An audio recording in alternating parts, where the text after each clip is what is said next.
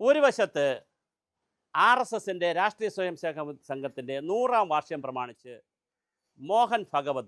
Doctor Mohan Bhagwat വളരെ പക്വതയുള്ള തീരുമാനങ്ങളാണ് പറയുന്നത്, ആഹ്വാനങ്ങളാണ് പറയുന്നത്. ഭാരതത്തിൽ ജനിച്ചവരെല്ലാം, ദേശീയത അംഗീകരിച്ച് താമസിക്കുന്നവരെല്ലാം, ഭാരതത്തിലെ ബഹുസ്വരതയെ അംഗീകരിക്കുന്നവരെല്ലാം ഹിന്ദുവാണ്.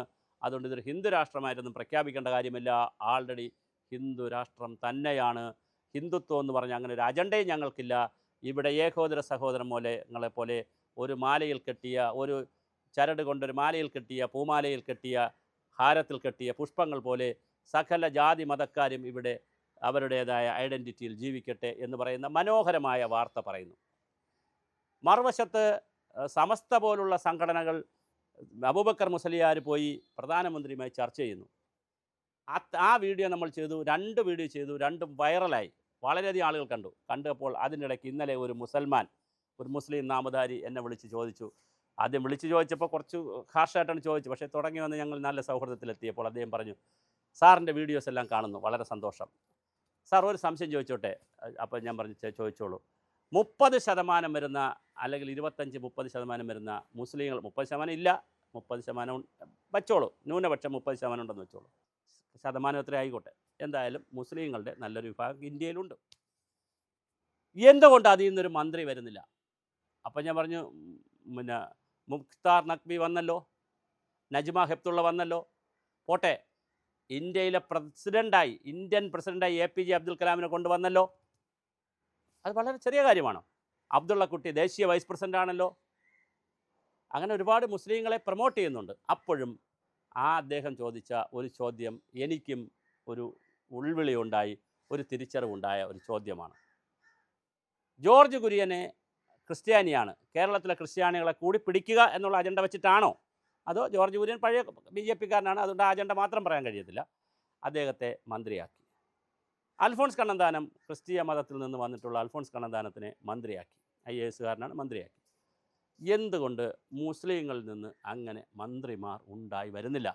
പ്രത്യേകിച്ച് UP-യിലൊക്കെ വലിയൊരു വിഭാഗം മുസ്ലിംസ് ഏരിയയിലും യോഗി ആദിത്യനാഥിന് വോട്ട് കിട്ടുന്നുണ്ടല്ലോ, BJP-ക്ക് വോട്ട് ചെയ്യുന്നുണ്ടല്ലോ. എന്തുകൊണ്ട് മുസ്ലിം MP-മാരെയും, ഇനി അഥവാ MP-മാരെ നിർത്തി ജയിപ്പിച്ചെടുക്കാൻ ജനങ്ങൾ ബുദ്ധിമുട്ടുകയാണെങ്കിൽ രാജ്യസഭയിലൂടെയെങ്കിലും കൊണ്ടുവന്നുകൊണ്ട് മുസ്ലിം മന്ത്രിമാർ ഈ രാജ്യത്തുണ്ടാവുന്നില്ല എന്നൊരു ചോദ്യം വളരെ പ്രധാനപ്പെട്ടതാണ്. ഇത് BJP-യും RSS-ഉം അഡ്രസ്സ് ചെയ്യേണ്ട ഒരു വിഷയമാണ്, ഗൗരവമായി അഡ്രസ്സ് ചെയ്യേണ്ട വിഷയമാണ്.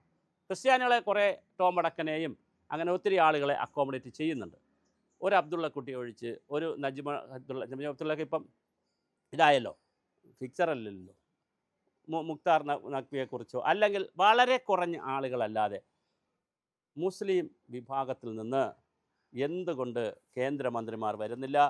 എന്തുകൊണ്ട് മറ്റ് സംസ്ഥാനങ്ങളിലേക്ക്, ഇപ്പോൾ ആരിഫ് ഖാൻ ഗവർണറായിട്ട് വന്നതിനെ ഈ കണക്കിൽ ഉൾപ്പെടുത്താൻ കഴിയില്ല. കാരണം ആരിഫ് ഖാൻ കോൺഗ്രസിൽ നിന്ന്, കോൺഗ്രസിനെ നഖശികാന്തം വിമർശിച്ചുകൊണ്ട്, ഷബന ആസ്മി കേസിലൊക്കെ വലിയ നിലപാടെടുത്തുകൊണ്ട്, രാജീവ് ഗാന്ധി അടക്കം വെല്ലുവിളിച്ചുകൊണ്ട് പുറത്ത് വന്ന് BJP ചേർന്ന ആളാണ്. അത് വേറൊരു തലത്തിൽ വന്നതാണ്.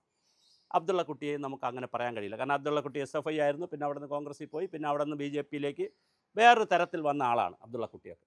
അല്ലാതെയുള്ള സാധാരണ BJP-കാർ അല്ല, സാധാരണ മുസ്ലിങ്ങളെ, അതിലുള്ള പ്രഗത്ഭരായിട്ടുള്ള ആളുകളെ എന്തുകൊണ്ട് മന്ത്രിയാക്കുന്നില്ല?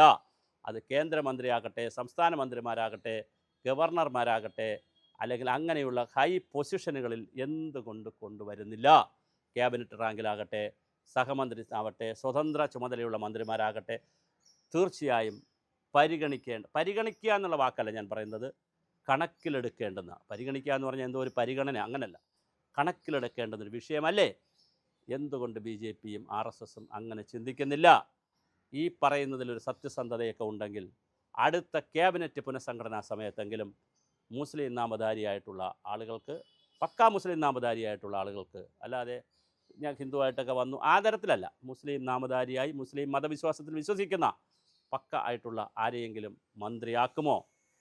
അതോ അവരെ ഏതെങ്കിലും ഹൈ പൊസിഷനിൽ, ഇപ്പോൾ ഡെപ്യൂട്ടി സ്പീക്കർ സ്ഥാനമുണ്ട്, സ്പീക്കർ സ്ഥാനമുണ്ട്, മന്ത്രിയുടെ സ്ഥാനമുണ്ട്, എത്ര സ്ഥാനങ്ങളുണ്ട്, അവരെ കൊണ്ടുവരുമോ? അങ്ങനെ കൊണ്ടുവരുമ്പോഴാണ് ന്യൂനപക്ഷത്തിന് കൂടി ഒരു വിശ്വാസ്യത ഭൂരിപക്ഷത്തിൽ ഉണ്ടാവുകയും നമ്മളും സുരക്ഷിതമാണെന്ന് പറയുകയും ന്യൂനപക്ഷത്തിലെ ഒരു ചെറുവിഭാഗം തീവ്രവാദികൾ ഈ ന്യൂനപക്ഷത്തെ ഇതാ കൊല്ലുന്നു, തല്ലുന്നു, ഞങ്ങളെ അത് കൊണ്ടുവരുന്നു, ഇത് കൊണ്ടുവരുന്നു, പൗരത്വ ബില്ല് കൊണ്ടുവരുന്നു, ഞങ്ങൾ ഒഴിവാക്കുന്നു എന്ന് പറയുന്നിടത്തുനിന്ന് മാറി ഇത് കേവലം ഒരു ഹിന്ദുത്വ പാർട്ടിയല്ല, ഹിന്ദു എന്ന് പറയുന്ന വിശാലമായ ഒരു കാഴ്ചപ്പാടിൽ എല്ലാവരെയും ഉൾക്കൊള്ളുന്നതാണ് എന്ന് വരുത്തുന്നതിനും, അതുപോലെ തന്നെ അധികാര സ്ഥാനങ്ങളിൽ അവർക്ക് കൂടി BJP വന്നാലും BJP ഭരിച്ചാലും തുടർച്ചയായി ഭരിച്ചാലും എങ്ങനെ ഭരിച്ചാലും അവർക്കും സ്ഥാനമുണ്ട് എന്നുള്ള ഒരു കാഴ്ചപ്പാട് അവരിൽ കൊണ്ടുവരാനും അവരിലുള്ള ആളുകളെയും കൂടി വിശ്വാസത്തിലെടുക്കാനും ക്രിസ്തീയ മുസ്ലിം മതത്തിലുള്ള ആളുകൾക്ക് കൂടി, ക്രിസ്ത്യ മതത്തിൽ ഇപ്പോൾ ആൾറെഡി ഉണ്ട്,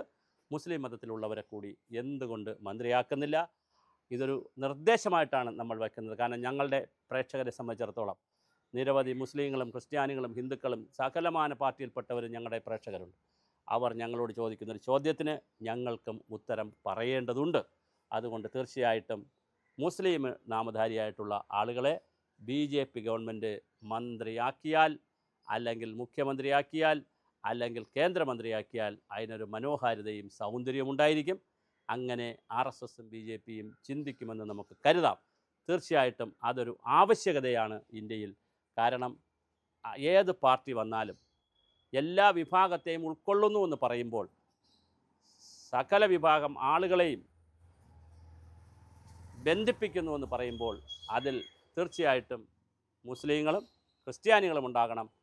ക്രിസ്ത്യൻ പ്രാതിനിധ്യം ഇപ്പോഴുണ്ട്, മുസ്ലിം പ്രാതിനിധ്യം വേണ്ടത്രയല്ല, ഒട്ടും തന്നെയില്ല. അതുകൊണ്ട് ശരാശരി മുസൽമാനെ സംബന്ധിച്ചിടത്തോളം അവരോട് ദേശീയതയിൽ വിശ്വസിക്കൂ, സന്തോഷം. ഹിന്ദു എന്ന് പറയുന്നത് ഭൂരിപക്ഷമാണെന്ന് അംഗീകരിക്കൂ, അവർ സന്തോഷം. പല കാര്യങ്ങളും ഹിന്ദു മതവുമായും അല്ലെങ്കിൽ ഹിന്ദുക്കളുമായി ബന്ധപ്പെട്ട് പ്രവർത്തിക്കൂ, വളരെ സന്തോഷം എന്നുള്ള രീതിയിൽ പറയുന്ന വലിയൊരു വിഭാഗം മുസ്ലിം ജനവിഭാഗമുണ്ട്. അവരെ കണ്ടില്ല എന്ന് നടിക്കുന്നത് ശരിയല്ല. ബാക്കി തീവ്രവാദവും മതഭീകരവാദവും ഒക്കെ അവിടെ നിൽക്കട്ടെ. അത് എല്ലാവരും കൂടി എതിർക്കപ്പെടേണ്ടുന്ന, എല്ലാവരും കൂടി ഇല്ലായ്മ ചെയ്യേണ്ടുന്ന, അത് ഏത് മതത്തിൽ പറഞ്ഞാലും അതിനെ മൂട്ടിൽ വെച്ച് തന്നെ വെട്ടിക്കളയേണ്ടുന്ന, കടും വെട്ടിക്കളയേണ്ടുന്ന വിഷയങ്ങളാണ്. അതിനെ എടുത്ത് നമുക്ക് പൊതുമണ്ഡലത്തിൽ കൊണ്ടുവരാൻ കഴിയില്ല. പൊതുമണ്ഡലത്തിൽ തീർച്ചയായിട്ടും ഞാനീ പറഞ്ഞ ഒരു കാഴ്ചപ്പാട് എന്തുകൊണ്ട് നമുക്ക് എടുക്കാൻ കഴിയുന്നില്ല എന്നുള്ളത് ഗൗരവമായി RSSും BJPയും ചർച്ച ചെയ്യുമെന്ന് തന്നെ വിചാരിക്കാം. അതുകൊണ്ട് തന്നെ ഈ വീഡിയോ RSSൻ്റെയും BJPയുടെയും പ്രധാനപ്പെട്ട ആളുകൾക്ക് നിങ്ങൾ ഇതിൻ്റെ അങ്ങനെ ആരെങ്കിലും കാണുകയാണെങ്കിൽ ബാക്കിയുള്ളവർക്ക് കൂടി സ്പ്രെഡ് ചെയ്യണം. ഇതൊരു സന്ദേശമായിട്ടാണ്, ഒരു നിർദ്ദേശമായിട്ടാണ് ഞങ്ങൾക്ക് പറയാനുള്ളത്. ഭാരതത്തിൽ